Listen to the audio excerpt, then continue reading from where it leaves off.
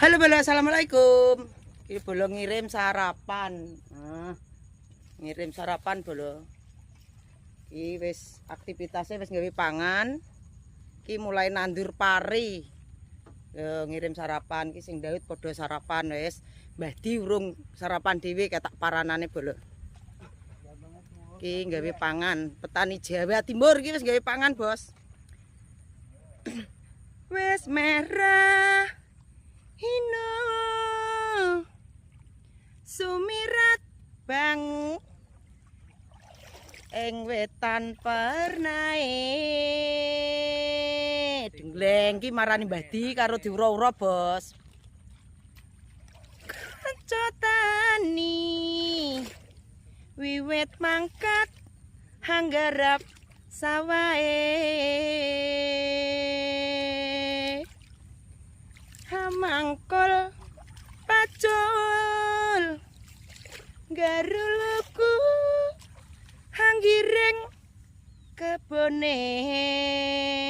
Nek jaman biyen giring kebo saiki traktor, Bos. Andelitir angklung selur datan ana pedate jengleng. Got ki got. Lia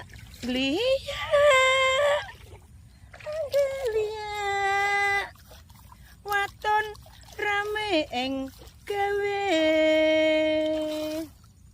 Nawan boyo sesambine tetembangan laras wiranggane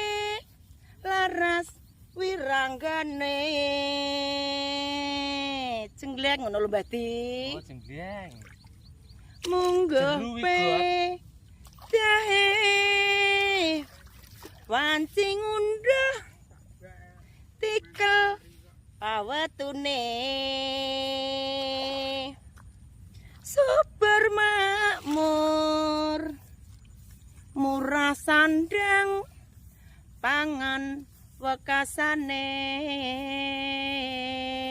jengleng ki aku kepetel got, Bos lho. Ngene iki nak tandur tipet got ngene iki Bolo. Wis Mbah Di ayo sarapan Mbah Di. Ayo batek tulungi Mbah Di ya, tulungi Mbah Di.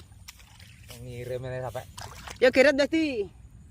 Sing sarusane Mbah Di, sik Mbah Di, sik tanganku sik Mbah Di. Be yo Mbah Di. Be yo ki Bos. Neng got kaya ngene iki, nak tipet got iki petel.